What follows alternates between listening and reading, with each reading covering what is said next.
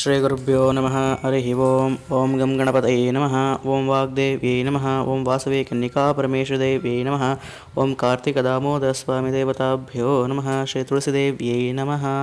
ಕಾರ್ತಿಕ ಮಾಸ ಮಹಿಮೆಯ 12ನೇ ಅಧ್ಯಾಯವು ನಾರದ ಮಹರ್ಷಿಗಳು ಋಚಕ್ರವರ್ತಿಯನ್ನು ಕುರಿತು. ಹೇ ರಾಜನ್, ಜಲಂಧರನ ಅರಮನೆಗೆ ಹೋದ ನನ್ನನ್ನು ಆತನು ಚೆನ್ನಾಗಿ ಸತ್ಕರಿಸಿದನು.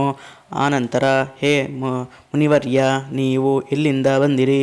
ಯಾವ ಯಾವ ಲೋಕಕ್ಕೆ ಹೋಗಿದ್ದೀರಿ? ನೀವು ಬಂದ ಕೆಲಸವೇನು? ನನ್ನಿಂದೇನಾದರೂ ಸಹಾಯ ಮಾಡಬೇಕಾಗಿದ್ದರೆ ದಯವಿಟ್ಟು ತಿಳಿಸಿ ಎಂದು ಬೇಡಿಕೊಂಡನು. ಆಗ ನಾರದರು ಮುಂದುವರೆದು, ತಪಸ್ಸು, ಧೈರ್ಯ, ಕಾರ್ಯ ಎಲ್ಲದರಲ್ಲಿಯೂ ನೀನು ಮತ್ತು ಶಿವನು ಸಮನಾಗಿರುವಿರಿ. ಆದರೆ ಆ ಪಾರ್ವತಿಯಂತಹ ಶ್ರೀರತ್ನವು ನಿನ್ನಲ್ಲಿ ಎಂದಿಗೂ ಕೊರತೆಯಾಗಿದೆ. ಇದರಿಂದ ಶಿವನೇ ದೊಡ್ಡವನೆಂದು ಹೇಳಬೇಕಾಗಿದೆ. ಸ್ವರ್ಗಲೋಕದ ಅಪ್ಸರೆಯರು, ಸಕಲ ದೇವತಾ ಸ್ತ್ರೀಯರು ಎಲ್ಲರನ್ನೂ ಸೇರಿಸಿದರು. ಆಕೆಯ ಅಂದ ಒಂದಂಶ ನಿನ್ನಲ್ಲಿಲ್ಲ. ನಿನಗೆಷ್ಟು ಸಂಪತ್ತಿದ್ದರೇನೋ ಅಂತಹ ಸೌಂದರ್ಯವಾದ ಪತ್ನಿಯಿಲ್ಲದಿದ್ದರೇನೋ ಭಾಗ್ಯ ಎಂದು ಮೊದಲಾಯಿಸಿದರು.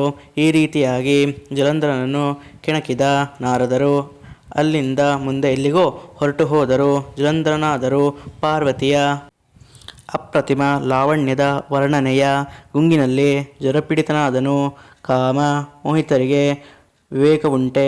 ಆಗ ಜಲಂಧರನು ಸಿಂಹಿಕ ಪುತ್ರನಾದ ರಾಹುವನ್ನು ಶಿವನ ಕಡೆಗೆ ದೂತನನ್ನಾಗಿ ಕೈಲಾಸ ಲೋಕಕ್ಕೆ ಕಳುಹಿಸಿದನು.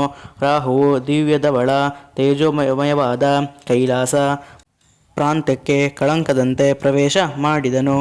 ತಾನು ಬಂದ ವಿಷಯವನ್ನು ದ್ವಾರಪಾಲಕನಾದ ನಂದಿಯ ಮೂಲಕ ಶಿವನಿಗೆ ತಿಳಿಸಿದನು.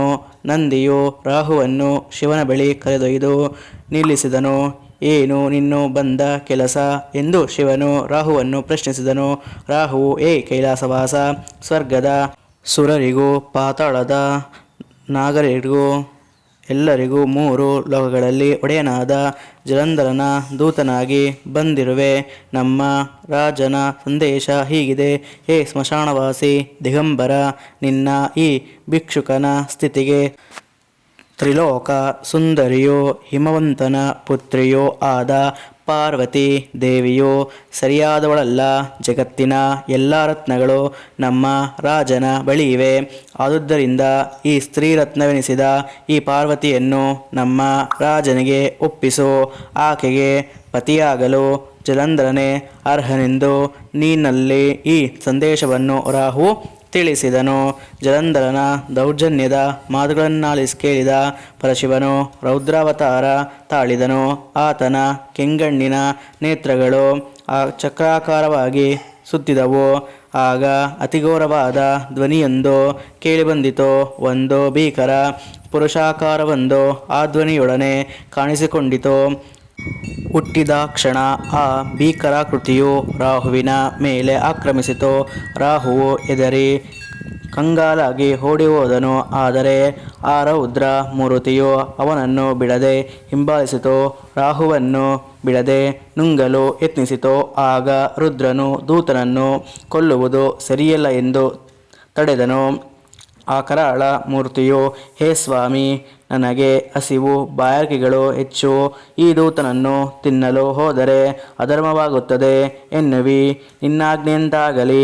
ಆದರೆ ನನಗೆ ಸರಿಯಾದ ಆಹಾರ ಪಾನೀಯಗಳನ್ನು ಒದಗಿಸು ಎಂದು ಬೇಡಿದನು. ಶಿವನು, ಹಾಗಾದರೆ ನಿನ್ನ ಮಾಂಸವನ್ನೇ ನೀನು ತಿನ್ನು ಎಂದು ಆಗ ತನ್ನ ತಲೆಯನ್ನು ಹೊರತುಪಡಿಸಿ ಮಿಕ್ಕಿದ ಎಲ್ಲ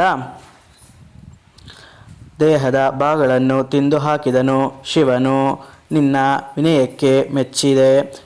ಇಂದಿನಿಂದ ನಿನ್ನನ್ನು ಕೀರ್ತಿಮುಖ ಎಂಬ ಹೆಸರನ್ನು ಪಡೆ ಎಂದನು. ಶಿವನು ಅವನಿಗೆ ಮತ್ತೊಂದು ವರವನ್ನು ನೀಡಿದನು. ಇನ್ನು ಮುಂದೆ ಮೊದಲು ನಿನ್ನನ್ನು ಪೂಜಿಸದೆ ನನ್ನನ್ನು ಯಾರು ಪೂಜಿಸಬಾರದು. ಹೀಗೆ ಮಾಡಿದಲ್ಲಿ ಅದು ನಿಷ್ಫಲವಾಗಲಿ. ಹೀಗೆ ಕೀರ್ತಿಮುಖನನ್ನು ಬರ್ಬರ ದೇಶಕ್ಕೆ ಅಧಿಪತಿಯನ್ನಾಗಿ ಮಾಡಿ ಶಿವನು ನೇಮಿಸಿದನು. ರಾಹು ಶಿವನ ಕ್ಷಮೆಯಾಚಿಸಿ ಅಲ್ಲಿಂದ ಹೊರಟು ಪುನರ್ಜನ್ಮ ಬಂದಂತಾಯಿತು. ಅವನು ಜಲಂಧರನ ಬಳಿಗೆ ಹೋಗಿ ನಡೆದ ವೃತ್ತಾಂತವನ್ನೆಲ್ಲ ಹೇಳಿದನೆಂಬಲ್ಲಿಗೆ ಕಾರ್ತೀಕ ಮಾಸ ಮಹಿಮೆಯ 12ನೆಯ ಅಧ್ಯಾಯವು ಪೂರ್ಣವಾಯಿತು. ನಮ್ಮ ಚಾನಲ್ ಸಬ್ಸ್ಕ್ರೈಬ್, ಲೈಕ್, ಶೇರ್ ಮಾಡಿ.